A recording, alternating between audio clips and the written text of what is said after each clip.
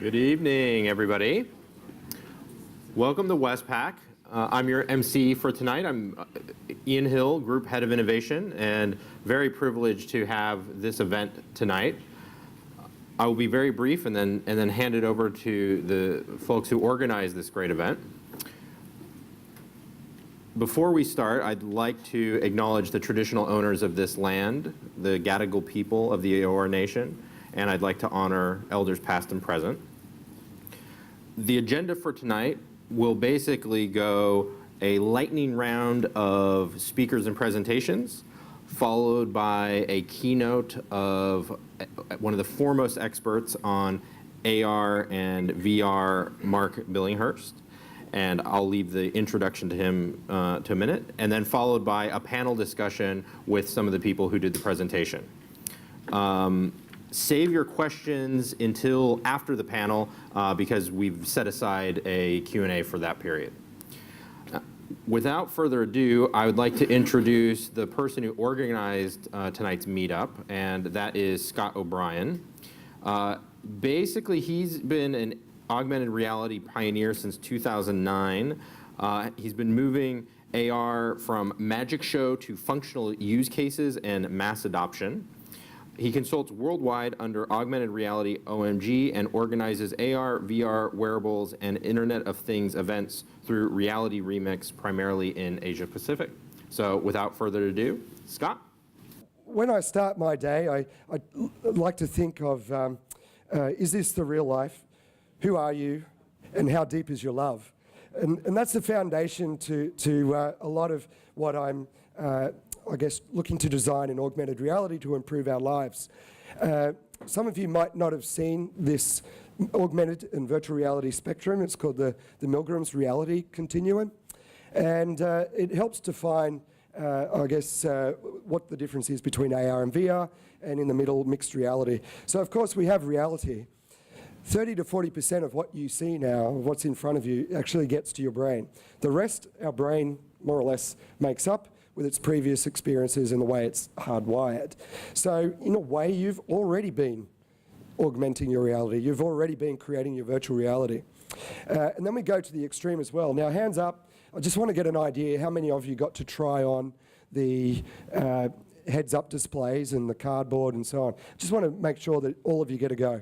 So that's a good number already, and we'll have time afterwards as well. So, you know, it's interesting, the argument to have head-up displays. At first, a lot of people told me, why would you want that? We've already got mobiles. That's good enough. This is a picture of a brain scan, 20 minutes sitting down versus 20 minutes walking. And you can see the differences in how the brain is lit up, how it's got the potential to solve problems, be creative. So obviously, when we consider events and when we consider workplaces, 20 minutes sitting down, who would you employ? If you have a company of 30,000 people, who would you employ? The people sitting down or those walking about? So that's one argument. The other argument is we're on a particular trend line here, where we're almost about to walk away from our desks, and we'll be able to truly collaborate and be free and think of more creative solutions to the world's problems. I was crossing Pitt Street today, and it probably took me about 5 seconds. This is obviously not Pitt Street, but it took me 5 seconds to take a photo of someone totally consumed with their mobile phone. And if you want another argument to move towards to a head-up world, consider that for every 10 degrees you put your head down to look at your text messages, apps, and websites, that's equivalent to 10 pounds of pressure on your neck. So when we think of human-centered design, often we're thinking of where to put the login, what color to put the layouts, and so on, but we're not really thinking of how we're actually interacting with the end device. So in 2011 at Mobile World Congress, I was lucky enough to observe Masayoshi Son, who's the CEO of a company called SoftBank, a wild guy, and in his words, he made a 5-year crazy bet. So after investing in Alibaba, which is not a bad bet, and other particular investments, he moved into SoftBank, which was valued at $20 billion. At the same time in Japan, Vodafone, who owned the data network, was valued at $20 billion. He made the choice to purchase Vodafone because he knew for the next 5 years, every year, there would be 30 times growth. Not too much of a crazy bet, but you can bet that also in the first, second, and third year consequential, he took a lot of criticism because he made $1 and $2 billion losses, and then eventually, as he said, hockey stick. And so augmented reality, virtual reality, is in around the billions now, but it is to be a $150 billion market in 5 years. That's 80 times growth. And in Australia, we have a lot of good positioning to take advantage of that. A lot of the great incomes have come from defence, of course, but there's more to augmented reality, and that helps consumers in particular. So this is one example where a campaign or an app managed to achieve 10 times the return of TV commercial investment. So Transformers is one example. Barclays Bank is actually another example when they used augmented reality for English Premier League players. We've got Westfield taking research in what their customers want, and 57% are saying we would buy if you had an augmented reality experience. Similarly, Accenture have had similar results. In fact, up to 70 to 80% said we'll buy the footwear, the clothing, and other retail goods if you present it to us in augmented reality. And in some cases, they're saying there's a 35% higher propensity to buy and a 30% higher perceived price. But there are other big problems to solve. This is a $1 trillion plus problem. It's called government graffiti. When they're drawing all these lines over the roads, knowing where to dig, where not to dig, sometimes they stuff it up. In America, there's about 700,000 of these mistakes every year, and they're not painting in the right places. With AR, we could see it. 10% of our population is deaf or partially deaf. How could we give them subtitles in real time? How could we turn the real world into a Monopoly board by combining all these factors, Monopoly, Mario, Qantas, frequent flyers, and so on? But what are the fails in augmented reality?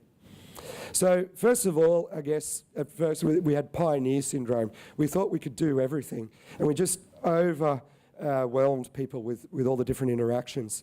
We then have Harry Potter syndrome, where we try to do videos on newspapers. It's some kind of legacy thinking, like when they first had a car, hey, let's put a horse in front of it. Or it's how we use QWERTY keyboard now, which is ridiculous because the keys were arranged in order to stop them clogging in the old thing. The other bit of legacy thinking is, in fact, I believe anyway, in how HoloLens is designed 2D type of replica screens in this 3D environment. But also, what else could augmented reality do? Well, just as we choose flash and different grades of taking photos, we should have a button there for augmented reality experiences in that camera mode. And then we'll roll a quick little bit of tape, and I'll accelerate through the last bit. So if we play just a few seconds, this is 200 years of health and wealth data. We might be stuck on that video. Oh, there we go. Good one. So you can get the idea. The colours represent regions, the size of the bubbles, the size of the countries. Over 200 years, you can look this up. The guy's name's Hans Rosling, and it's a BBC production. It is now closing. We have become It's phenomenal. To get healthier and healthier and healthier. And in the 1970s, then countries in Asia and Latin America started to catch up with the Western countries. They became the emerging economies. Some in Africa follows. Some Africans were stuck in civil war and others hit by HIV. And now we can see the world today in the most up-to-date statistics. Empathy. This is the main word in around augmented reality and virtual reality. This relates to the storytelling clock. So we started around campfires and caves, and then as we've developed from theatre to TV and PC and so on, we've kind of cut the audience off from the real biological neurotransmitter interactions. And now we're coming back to it with the idea of hologram augmented interaction. And there's something special, I believe, that will bring augmented reality to the consumer space and crossing the consumer chasm of adoption. So we've got rings around here representing your personal space, your social space, public space. And like with work done here by Microsoft, using an array of cameras, in this instance 106, we can get a fairly much photoreal life-size head-to-toe experience of performers, whether it be Maoris or sportsmen or singers and so on. So this is about the experience economy. If you're in the service economy, we've moved on. It's now the experience economy. Could you imagine a retail outlet so good that you pay to enter its front doors. Well, Walt Disney imagined this, and there's a Disney University, and I feel more of our senior executives will experience it. One last little bit, besides the hologram experiences, one of the honeypots of our interactive world may be the sports stadiums. Now, a football game is a 4-hour-long endeavor, and you. So here's an example where you can watch in augmented reality, looking down on the world, but you'll see in a few moments where he's able to stretch that data out This perspective is really into an great because immersive it gives virtual me the reality ability to experience. see Now, everything this as video it was done a plays couple of out years ago, before the my Oculus living room. Rift, And but if I wanna be you can more imagine engaged, the eyewear he has, physically involved, similar to what you've just experienced in the other room. This could be useful at home, but the same kind of data background could very much help you in stadium to make the players clickable, so you could extract data as they run around on the field, or you could move into a branded engagement or betting and so on.